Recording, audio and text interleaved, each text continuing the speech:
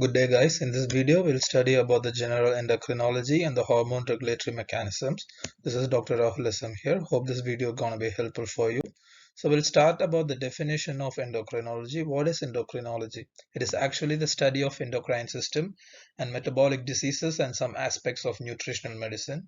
We gotta know what are the contents which consists of the endocrine system. So it starts with the hypothalamus, pituitary gland, thyroid gland, adrenals and the gonads. These play the most important role in hormone regulatory mechanism of our body. So now we'll study about the hormones secreted by the hypothalamus. There are the two types of hormones which are secreted by the hypothalamus. The number one is the releasing hormones, which ends with RH. These are the TRH, thyrotrophin releasing hormone, CRH, corticotrophin releasing hormone, and you have the GnRH, the gonadotrophin releasing hormone, and you have the GHRH, growth hormone releasing hormone, and you also have the inhibiting hormones, which are the dopamine and somatostatin, which helps in the negative feedback mechanism.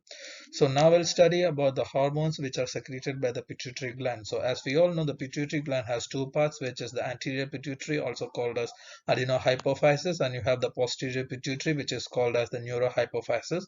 So adenohypophysis secretes four types of hormones, which are the four tropic hormones, namely the follicle stimulating hormone, you have the luteinizing hormone, you have ACTH, which is the adrenocorticotrophic hormone, and you have the TSH, thyroid stimulating hormone, and you have two non-trophic hormones which are stored in the neurohypophysis, which is actually secreted by the hypothalamus. You have the anterior antidiuretic hormone and you have the oxytocin.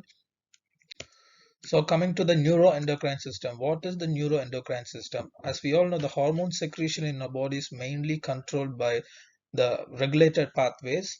The important one is the hypothalamic pituitary axis, which is nothing but the neuroendocrine system. So there are the five axes which controls the hormone metabolism of our body.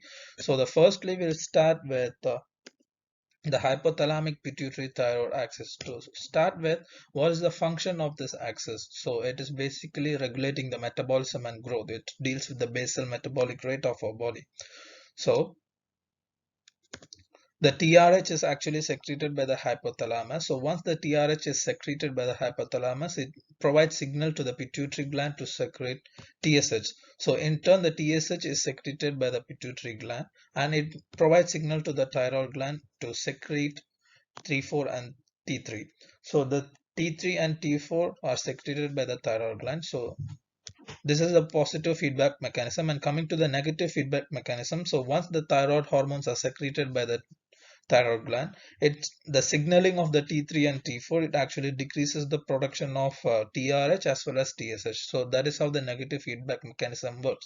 So it starts with TRH signals the pituitary gland to secrete TSH, and TSH in turn stimulates the thyroid gland to secrete T3 and T4. And next comes the hypothalamic pituitary somatotrophic axis. It actually acts in the liver. So the thyroid axis acts in the thyroid gland, and the somatotrophic axis acts in the liver. So the important role in the somatotrophic axis is the anabolic metabolism and cell growth. So this is actually mediated by the growth hormones such as IGF, which is also called as the insulin-like growth factor.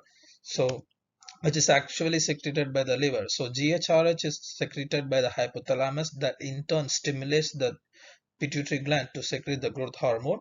So growth hormone in turn stimulates the liver. So the growth hormone which is secreted by the pituitary gland in turn stimulates the liver to secrete the IGF, which is the insulin-like growth factor. So here the negative feedback mechanism is actually achieved by the release of somatostatin from the hypothalamus, so that the GHRH is inhibited. So the next axis is the hypothalamic pituitary adrenal axis. So the important function of the hypothalamic pituitary adrenal axis is to initiate the balance of energy and mood, stress and immunosuppression of the body. So here the CRH and ADH is actually secreted by the hypothalamus, that in turn stimulates the pituitary gland to secrete ACTH, which is nothing but the adrenocorticotrophic hormone. So ACTH in turn stimulates the adrenal gland to secrete the glucocorticoids, which is nothing but the cortisol. So here the negative feedback mechanism is achieved by cortisol. When the signaling of the cortisol decreases the production of CRH and ADH in the hypothalamus. So the next So the next axis is hypothalamic-pituitary-gonadal axis, where the important function is the hormone regulation, regulation of the hormone secretion in gonads in both males and females, where ovary in females and testis in males. Here actually the GnRH, which is the gonadotrophin releasing hormone, is secreted by the hypothalamus. So GnRH in turn stimulates the secretion of FSH and LH in both males and females by the pituitary gland. So the LH and FSH in male is responsible for the secretion of androgen and spermatogenesis in testes. In turn, in females, it's responsible for the secretion of androgen as well as estrogen. So here the negative feedback mechanism is actually achieved by the release of inhibin by the FSH, which is released from the Sertoli cells in testis in males and the granulosa cells of ovaries in females. So inhibin in turn is responsible for the inhibition of GnRH in hypothalamus. That is how the negative feedback mechanism is. So guys, the final axis we are going to discuss about here is the hypothalamic pituitary prolactin axis. So here it enhances the role of prolactin in our body to enhance the milk production in late pregnancy as well as the lactation period in females. So here TRH, the TRH is the most important factor which is responsible for the stimulation of prolactin in pituitary gland. So TRH is secreted by the hypothalamus, that in turn stimulates the pituitary gland to secrete prolactin. And not only TRH is responsible for the initiation of prolactin, but also estrogen as well as the adrenal cortex acts together with TRH for the initiation. So prolactin in turn stimulates the mammary glands to produce milk. Here the negative feedback mechanism is actually achieved by the secretion of dopamine in hypothalamus, which is responsible for the inhibition of secretion of TRH. I hope you guys are clear about the hypothalamic pituitary axis, the hormone regulatory mechanism in the body. So coming to the negative feedback mechanism. So what is negative feedback mechanism? All the effector hormones are nothing but the hormones which are secreted by the respected endocrine glands. They have the inhibitory effect as we discussed earlier. For example, for instance, the thyroid hormone secreted by the thyroid gland. So the thyroid hormone signaling decreases the production of thyrotrophin releasing hormone as well as the TSH in hypothalamus.